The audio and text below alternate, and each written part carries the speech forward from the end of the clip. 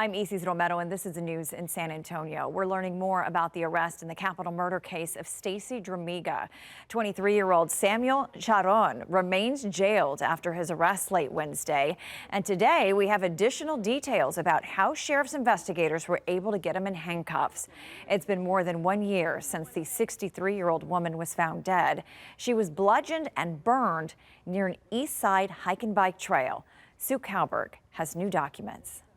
Sheriff says the big break in the case came because the suspect trashed this East Side convenience store, causing a felony amount of damage.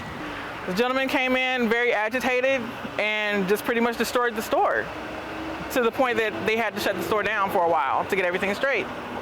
The police report indicates more than $30,000 in damage, a felony amount, and enough for the jail to collect a DNA sample as he was booked, which the sheriff said is a relatively new law. You know, if it hadn't been for that law change and they've been able to collect his DNA, we might not have ever known who did it. And that family would not have any closure. Many neighbors say they're grateful, but heartbroken. I live 2 blocks over. It's a very sad situation, seriously, my heart. I didn't even know a murderer lived next door to me. It's mind-boggling. Neighbors who watched bags of evidence being carried away hope they feel safer. It gives a little better sense of security. And we need to protect our trail and protect our people. Bonds in this case total $1,250,000. In East San Antonio, Sue Kalberg, KENS 5. We have new video showing what happened after a shootout between police and a man that left 2 officers shot and the suspect dead. It took place as businesses were opening up Wednesday morning off Highway 90 in West Military. Meredith Haas has the story.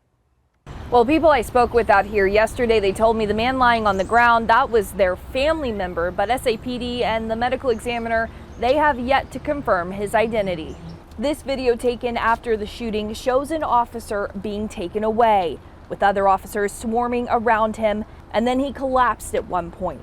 Moments before, chaos took over the motel parking lot when police say a woman called 911 that morning. When they arrived at the scene, Chief McManus told us yesterday that the suspect started taunting the officers over the fence, allegedly yelling at them that he didn't want to go back to jail. Officers say the suspect then pulled a gun and shot at 3 of the officers. Only 2 of the officers were hit, then taken to the hospital, and they survived the shooting. That suspect was shot and killed by police.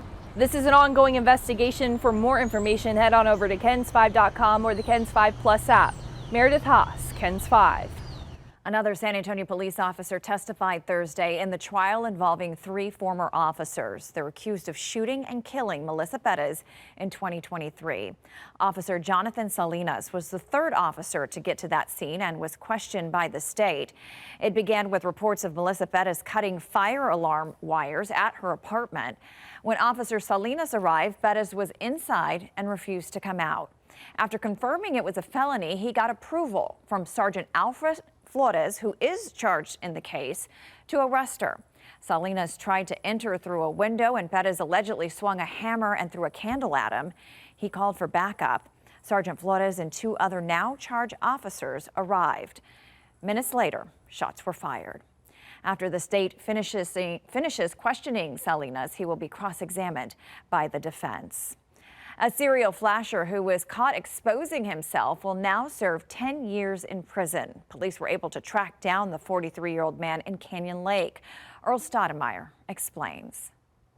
When Gary Rutten II was on trial for public indecency with a child, deputies say that Rutten exposed himself enough times to get the nickname Naked Gary in the community. Investigators say that Rutten started popping up naked in public, confronting women, and it escalated to him touching himself and trespassing on the private property. On April 6 of 2022, deputies were called to the 300 block of Canyon Springs Drive about reports of a nude man trespassing.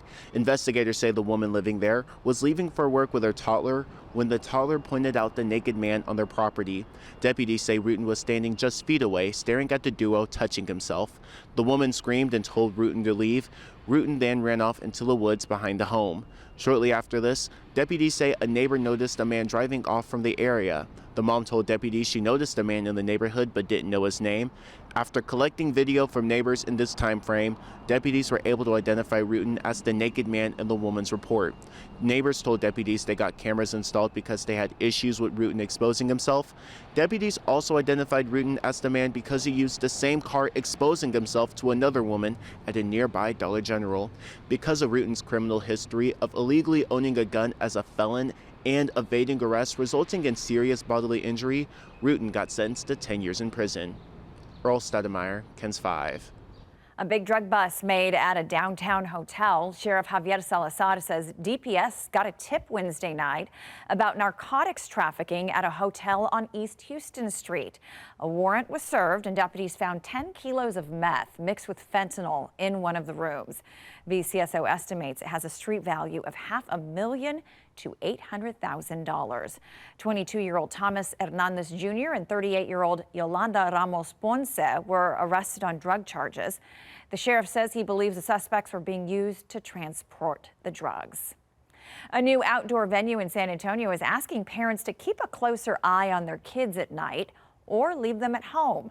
The venue shared this message online, saying in part, in just 1 week, we've seen lights ripped apart, rocks thrown, and items tossed from the Ferris wheel. If kids are seen damaging property, your group could be asked to leave and pay for damages. Elsewhere, too, the sister location to Elsewhere Garden Bar and Kitchen, just opened a couple of weeks ago, featuring immersive art, fire pits, and a 52-foot Ferris wheel that's gone viral online. And that's the news in San Antonio.